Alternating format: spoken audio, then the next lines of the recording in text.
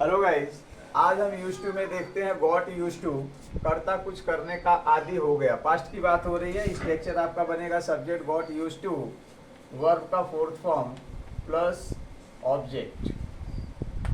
अब इस सेंस में हम देखेंगे गॉट यूज टू का प्रयोग। यूज टू के कई प्रकार के प्रयोग मैं आपके सामने बारी बारी से लेकर आता हूं और आपको समझाने का प्रयास करता हूं। यहाँ पर गॉट यूज टू का प्रयोग हम कर्ता को कुछ करने का आदी हो गया के सेंस में करेंगे। Subject got use to, verb का फोर्थ फॉर्म प्लस ऑब्जेक्ट। मैं दिल्ली में रहने का आदी हो गया, तो मैं दिल्ली में रहने का आदी हो गया। I got use to living in Delhi, living in Delhi.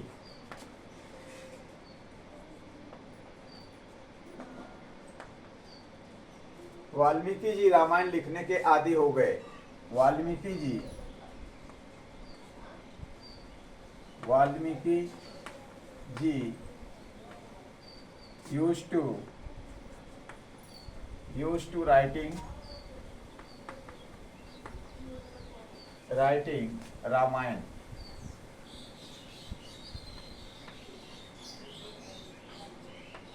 वह पत्र लिखने का आदी हो गया। He got used to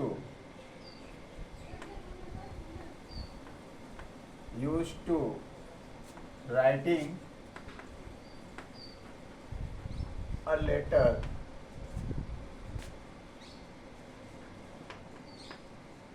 तुम मैच खेलने के आदी हो गए। You got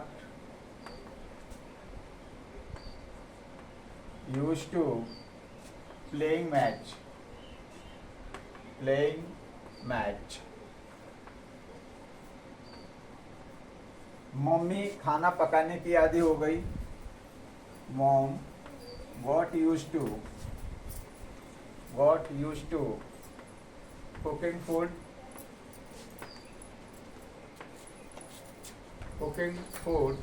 पापा कार चलाने के आदी हो गए। पापा got used to, पापा got used to driving car. बच्चे पतंग उड़ाने के आदी हो गए। Children got used to flying kites। तो इस तरह से कई प्रकार के सेंटेंस हम बनाते हैं। वे टीवी देखने के आदी हो गए। They got use to watching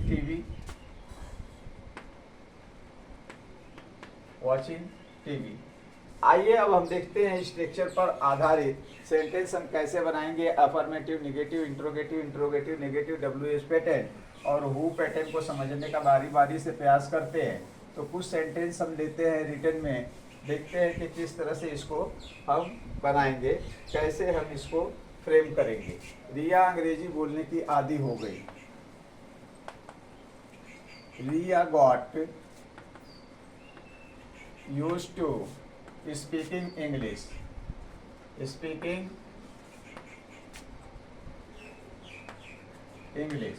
Riya English बोलने की आदी नहीं हो गई। अब निगेटिव सेंटेंस है, यहाँ देखते हैं गॉट जो है मेन वर्ब का सेकंड फॉर्म लिया गया और मेन वर्ब का सेकंड फॉर्म जो है पास्ट एंड डेफिनिट टेंस में आता है, जहाँ हम हेल्पिंग वर्ब डिड का प्रयोग करते हैं। अतः यहाँ पर भी हम हेल्पिंग वर्ब डिड का यूज करेंगे निगेटिव बनाने के लिए कि रिया अंग्रेजी बोलने की आदी नहीं हो गई। रिया did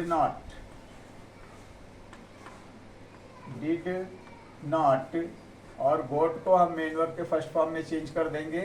get use to speaking English.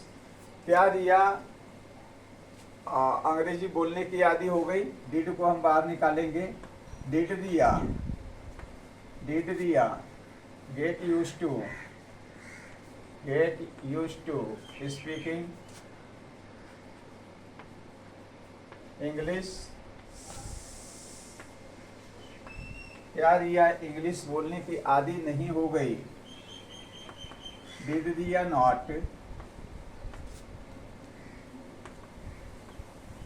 Gate use to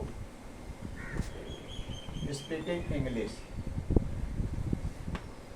speaking English.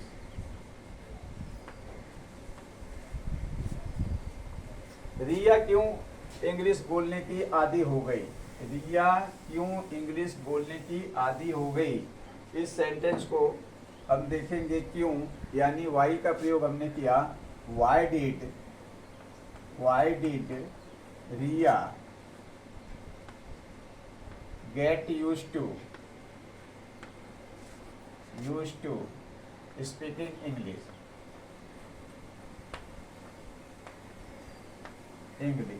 कौन अंग्रेजी बोलने की आदी हो गई? Who got use to speaking English? इस तरह से हम सेंटेंस को फ्रेम करेंगे। एक सेंटेंस हम और देखते हैं। पापा कार चलाने के आदी हो गए। पास्ट की बात है, पापा कार चलाने की आदी हो गए। Papa got use to driving a car. Papa got use to driving a car. पापा कार चलाने के आदी नहीं हो गए। Papa did not get use to driving a car. क्या पापा कार चलाने के आदी हो गए? डिड पापा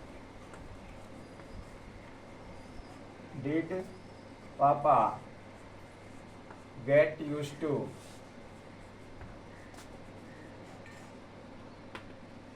ड्राइविंग अ कार? क्या पापा कार चलाने के आदी नहीं हो गए? Did papa not get use to driving a car?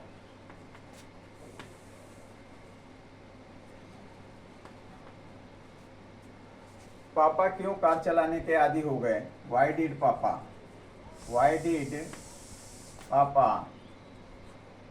Gate use to driving a car?